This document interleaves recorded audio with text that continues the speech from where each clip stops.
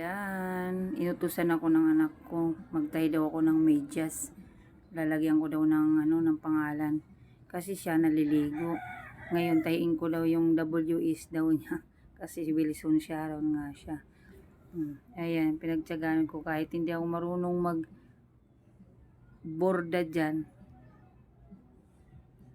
Ngayon, tinaytay ko. Sabi ko, okay na ba yung na yan, ng is parang hindi Sharon nakalagay dyan. Sabi niya, okay na daw yan, mama. Sabi ng anak ko. Ayan, pinagtiyagaan ko hanggang matapos yung medyas na yan pagtahian. Kasi hindi siya makapasok sa trabaho niya.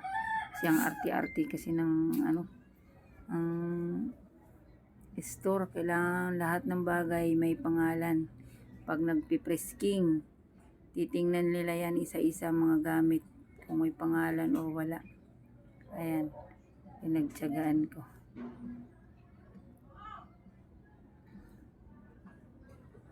Ayan, tinatay ko.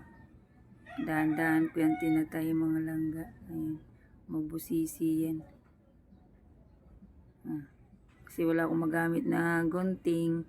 Ayan, kinagat-kagat ko na lang yung sinulid. Pagkatapos ng isa na naman.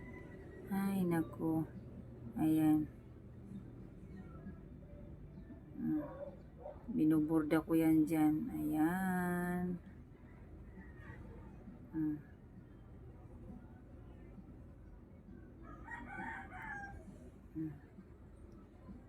Yan, ginagawa ko. Hinintay pa talaga ang nanay bago borda ng mga medyas.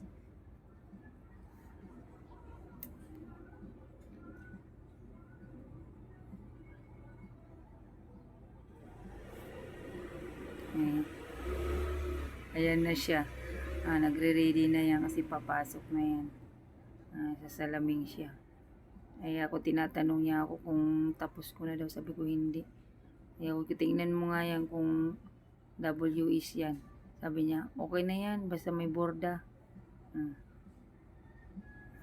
Tiningnan na pa naman niya. Ay natawa siya. Ngayon minamadali na ako niyan. Ayan. Kasi papasok na daw. Ayan na. Ayan.